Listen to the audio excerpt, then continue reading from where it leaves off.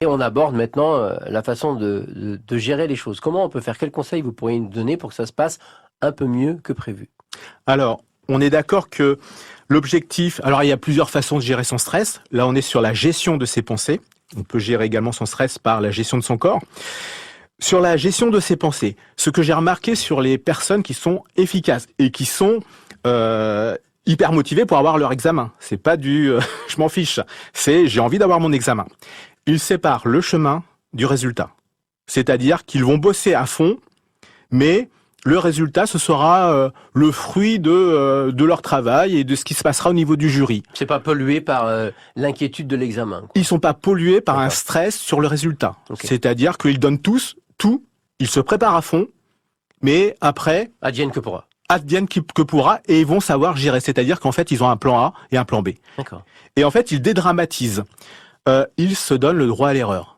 Quand vous les interrogez, ils disent, bah voilà, si j'ai vraiment envie d'avoir mon diplôme, mais si je l'ai pas, ma vie ne s'arrête pas.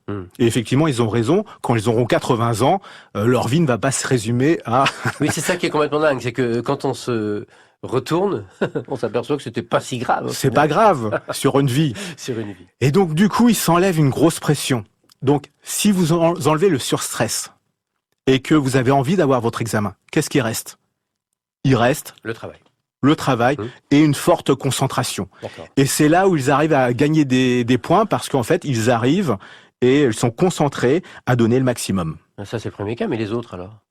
Ceux qui en fait sont confrontés à ce stress qui les envahit, est-ce que ça va gêner leur travail en fait, ça? C'est-à-dire ils vont avoir leurs pensées occupées par l'examen? Bien sûr, c'est si mettons vous êtes en train de conduire et qu'il y a 40 000 personnes qui sont en train de vous parler, donc qu'est-ce qui se passe? Vous êtes plus concentré sur la route. Donc quelqu'un qui est fortement stressé, il a plein de pensées qui le parasitent, qui l'empêchent de se focaliser sur l'essentiel, qui va lui permettre de réussir, c'est-à-dire je me prépare.